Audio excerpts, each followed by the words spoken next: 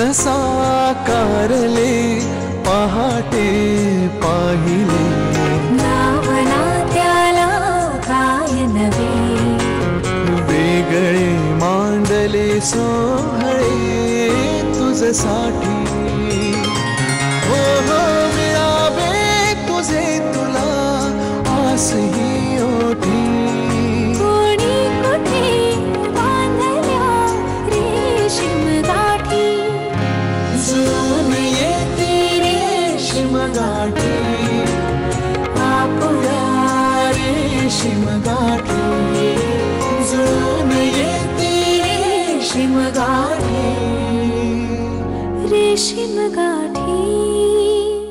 एकदम एकदम सावकाश सावकाश पल्लव उमराय उमराय उमराय सावकाश सावकाश सावकाश आणि भिंतीला धर दुसऱ्या हाताने धर सपोर्ट घे हा सावकाश एकदम सावकाश चाल काही गडबड नाही आपल्याला ओके हळू हा त्या हाताने धर पाळणा हा धर धर सावकाश सावकाश बस सावकाश रे गडबड नको करूस पल्लव हा सरक आता मागे सरक असाच थांब घाई करू नको सावकाश ठेव पाय आणि हा हा एकदम सावकाश हळू हळू हा मस्त वाटतंय असं वाटतंय की कसं सांगता नाहीये तरी मस्त वाटतंय आई हा ती बरी निवासची गच्ची त्या गच्चीच्या टाकीवरूनच मी पडलो मला माहितीये बाळा तिथे बघितलं तरी माझा पाय दुखतो असं काही नाहीये पल्लव तुला तसं वाटतं तुझ्या मनात भीती बसली ना तर ते सगळ्याची काय करायचं माहिती का पल्लव आपण आपल्या मनाला सांगायचं की जरी तू पडलेला असलास तरी आता आपण पायाला प्लास्टर घातले की नाही आणि औषध गोळ्या पण वेळेवर घेतो की नाही तर तू सांगत राहायचंस मनाला की आता हळूहळू तुझा पाय बरा होतोय मोठ्यांदा का मनात मनात म्हण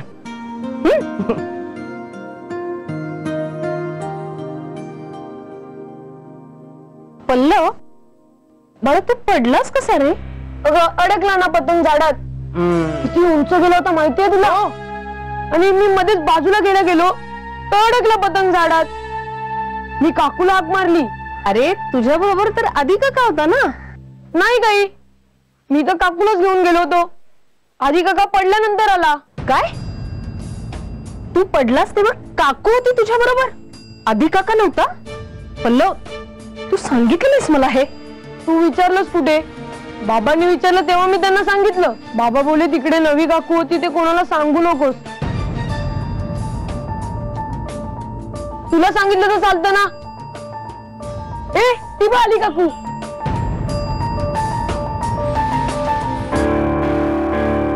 काय मग कसा आहे पाय आता ए काकू तू झालेलीस ना माझ्यावर पतंग उडवायला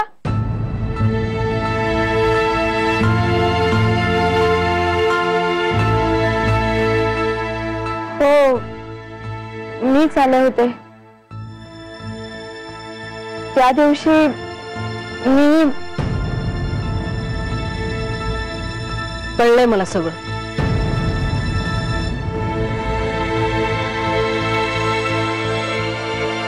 आपण आत जाऊन बोलूया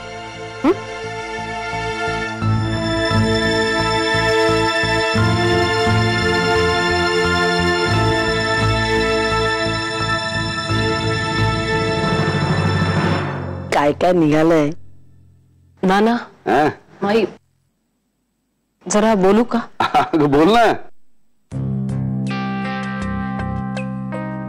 म्हणजे मला विजया अगं काय झालं तुला सांग ना काय ते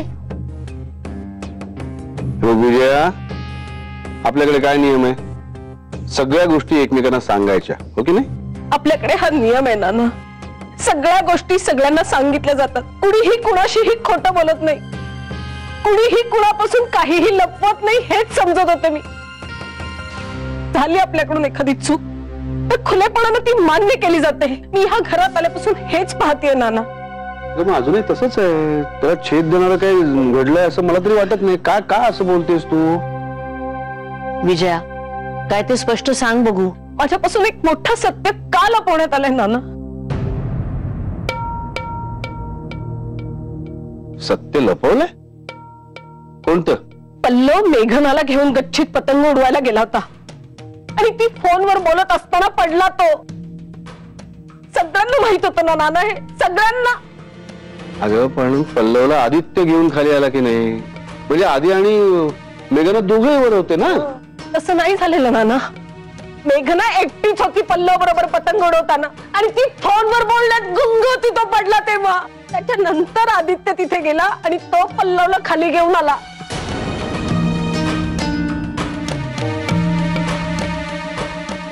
होय, पल्लवनं जे काय सांगितलंय ते सगळं खरंय.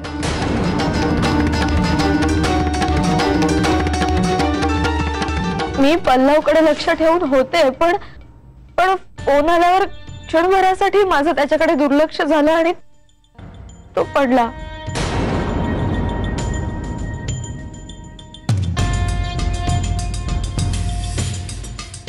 चूक माझीच आहे. नाही विजया, झालं असं की तू तर बोलूच नकोस. आम्ही लपवा छप्पी केलीस तू माझ्यापासून.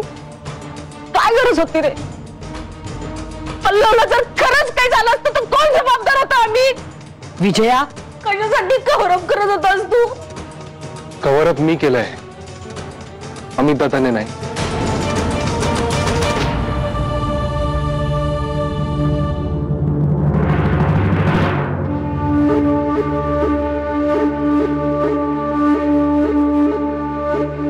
मी खोटं बोललोय. विजय, आय एम रिअली सॉरी. पण इंटेन्शनली काही झालेलं नाहीये. अरे पण होय, होऊ शकलं असतं. आणि मी देवाचे आभार मानतो की पल्लव सुखरूप आहे. नाना, माई, विजयने जे काही सांगितलं ते सगळं खरं आहे. पण मेघनाला मीच पाठीशी घातलं आणि तिलाही ते आवडलेलं नाहीये. ती खूप बोलली मला त्याच्यावरून.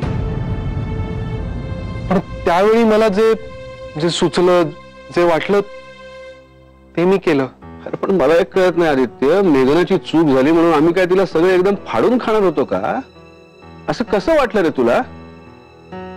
आणि हे बघ आदित्य, आपल्या घरात सगळ्यांचा सगळ्यांवर हक्क आहे आणि तो प्रेमाचा आहे, विश्वासाचा आहे.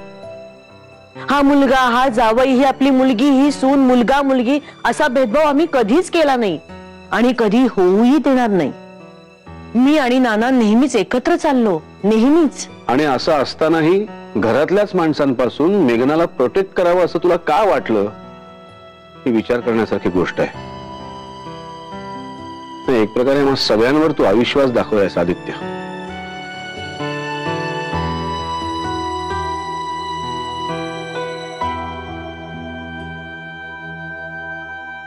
मला असं वाटतंय घरात आल्यापासून माझ्याकडून काही ना काहीतरी घडतंय. आधी मी आजारी पडले, मग पाय मुरगळला, मग ते पावभाजीचं पातेलं पडलं. पण घरातल्या सगळ्यांनी मला समजून घेतलं, कोणीही रागावलं नाही. पण पल्लवकडे दुर्लक्ष झालं, ही चूक मात्र अक्षम्यच होती. आणि आता मात्र सगळे मला ओरडतील असं आदित्यला वाटलं असावं.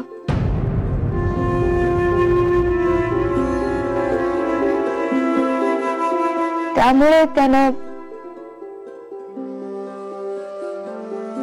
बट येस, माझ्याकडून चूक झाली आणि ती मला मान्य आहे. मला काही कोणाला आरोपीच्या पिंजऱ्यात उभं करून शिक्षा करायची नाहीये. म्हणजे चूक कोणाकडूनही होऊ शकते आणि जे घडायचं असतं ते घडतंच. वाईट फक्त एकाच गोष्टीचं वाटतं की ही एवढी मोठी घटना माझ्यापासून लपवून ठेवण्यात आली. विजया, जरा ऐकशील का बा?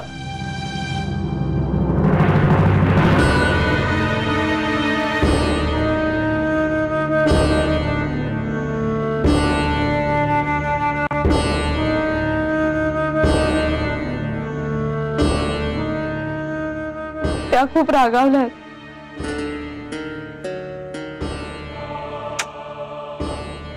मी स्वतःहून सांगायला हवं होतं. आदित्य, मेघनाला आत घेऊन जा.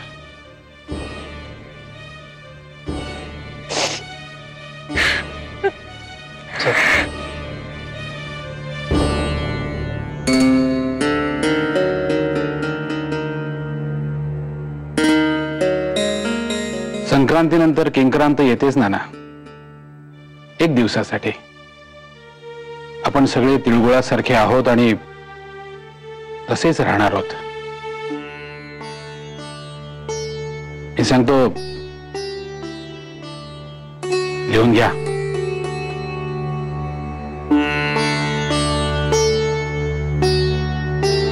आलोच मी.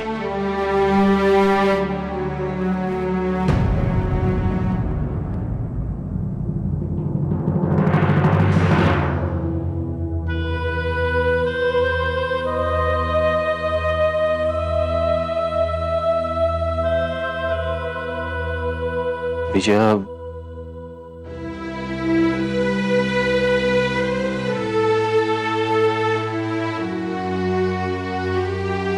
विजय, तू उगाच गैरसमज करून घेऊ नकोस. उगाच गैरसमज? उगाच गैरसमज कसा अमित? तू तर पल्लवला स्पष्ट सांगितलं होतंस ना की कुणाला सांगू नकोस म्हणून.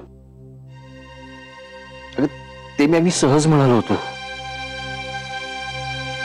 ती मुलगी या घरामध्ये आल्यापासून तिच्या हातून सतत काही ना काहीतरी चुका घडतायत. तिला बरंही नव्हतं म्हणून म्हटलं मी उगाच कोणालाही न कळलेलं बरं.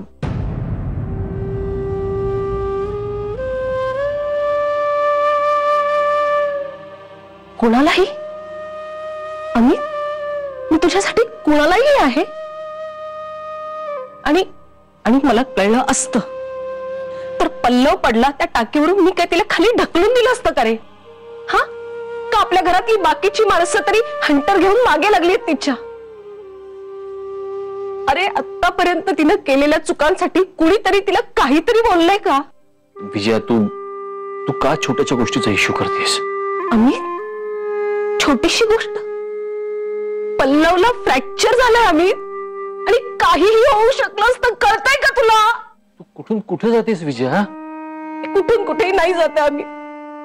हेच जर पल्लवच्या जागी मेघनाचा मुलगा असता आणि माझ्या हातून अशी चूक झाली असती तर इतक्या शांतपणे सांगितलं असतंस का रे तू मला?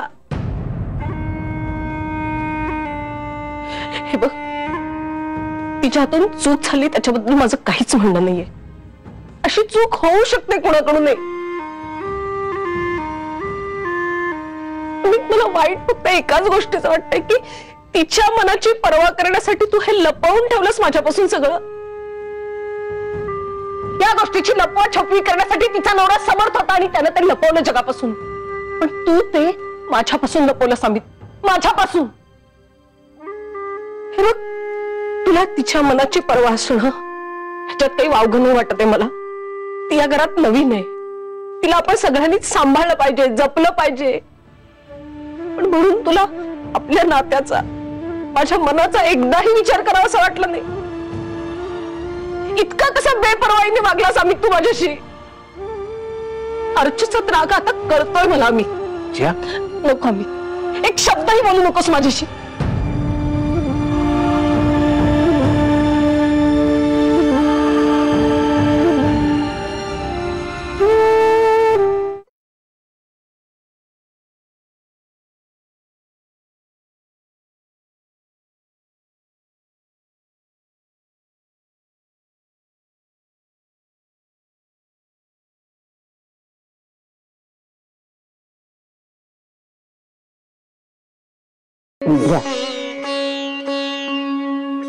नेहमीचाच उपाय का?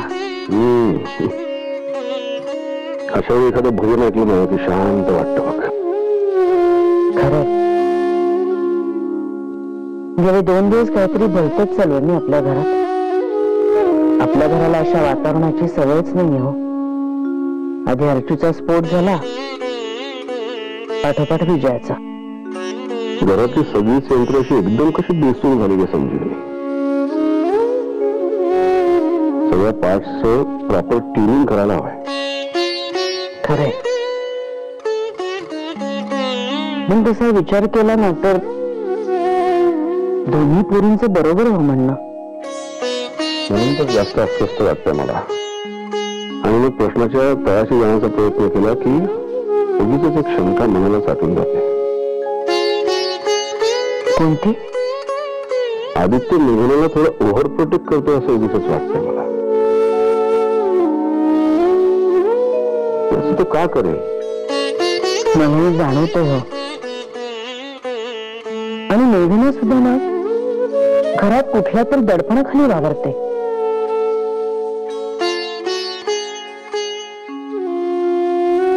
एखाद्या आपल्याच मनाचे खेळ असतील. ते म्हणतात ना मन चिंती ते वरी न चिंती. पण जास्त विचार नको करूया. प्रश्न जास्त पिरला ना की तो कधी कधी फाटतो. त्यापेक्षा आपण आपोआप मिळणाऱ्या उत्तराची वाट पाहूया. शांत राहूया. चला झोपूया. झोप. या लवकर. हो.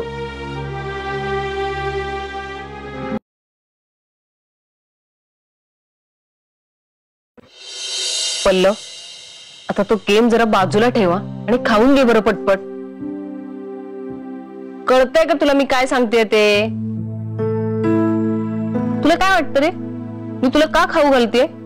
तुझं तुला हाताने खाता येत नाही म्हणून नाही काही, अंगावर सांडू नयेस म्हणून घालते. पण तुझं काही ते गेम खेळणं थांबत नाहीये.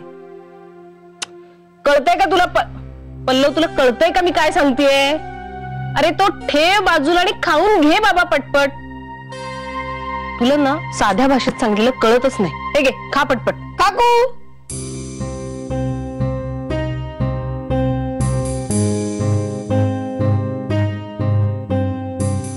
आई तू काकूशी गट्टी करून टाक ना. पल्लव, तुला कोणी सांगितलं आमच्यामध्ये कट्टी येते? सांगायला कशाला पाहिजे? मी ऐकलंय ना मगाशी. तू उठून आला होतास का? नाही ग, तुम्ही सगळे किती मोठ्याने बोलत होता. आलं मला ऐकू.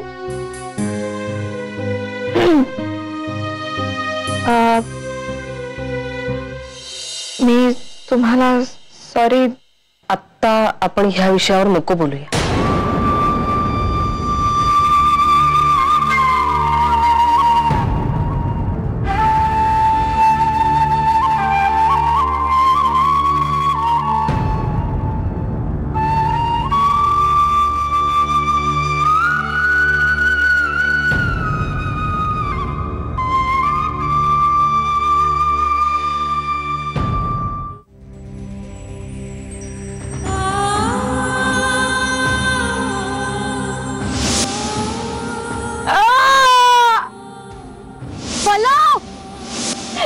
जेव्हापासून या घरात आली ना तेव्हापासून चालू आहे सगळं तुमचं. मी तुम्हाला सॉरी. आत्ता आपण ह्या विषयावर नको बोलूया.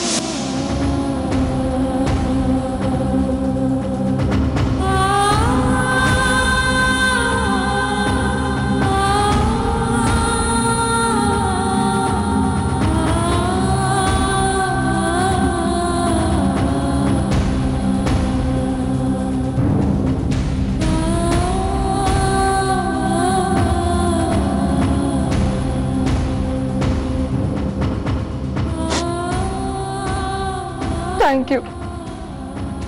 सांग आता काय झालं? विजया पुन्हा काही बोलली का तुला? नाही, उलट रागावून बोलले असतं तर चाललं असतं. मी गेले होते आता त्यांच्या खोलीत सॉरी म्हणायला. पल्लवनं हाक मारली मला, पण त्या म्हणाल्या आपण आता या विषयावर नको बोलूयात. आधी अर्चनाताई रागावल्या आणि आता या पण. अगं अर्जू तुझ्यावर रागावलेली नाहीच आहे. आणि तिचा काय किंवा विजयाचा काय राग टिकणार थोडीच आहे. शांत होईल बघ हळूहळू. अर्जूच्याच भाषेत सांगायचं झालं ना तर स्टेप बाय स्टेप. पण माझ्या मनात चांग राहीलच ना की माझ्यामुळे घरातलं वातावरण बिघडलं. हे बघ मेघना, झालेली चूक आपण सुधारू तर नाही शकत. आपण जी काही चूक झाली ती पुन्हा होणार नाही याची काळजी मात्र आपण नक्कीच घेऊ शकतो, है ना? कसं काय दुर्लक्ष झालं रे माझं. बाबांचा फोन आला आणि काय झालं? बाबांनी खूप प्रेशर आणलंय माझ्यावर. त्याच विषयी बोलत होते ते त्या दिवशी फोनवर. खरं तर त्यामुळे माझं लक्ष विचलित झालं आणि पल्ला पडला.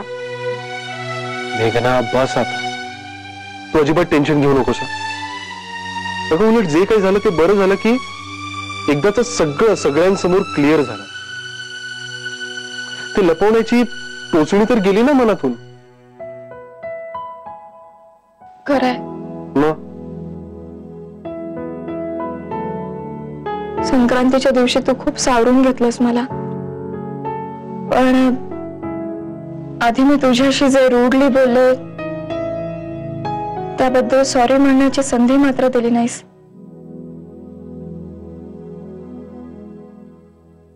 Sorry and thanks for everything.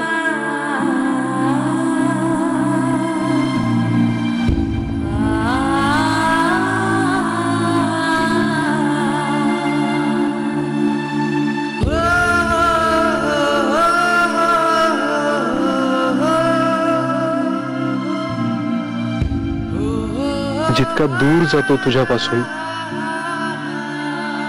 दुप्पट वेगानं ओढला जातो तुझ्याकडे.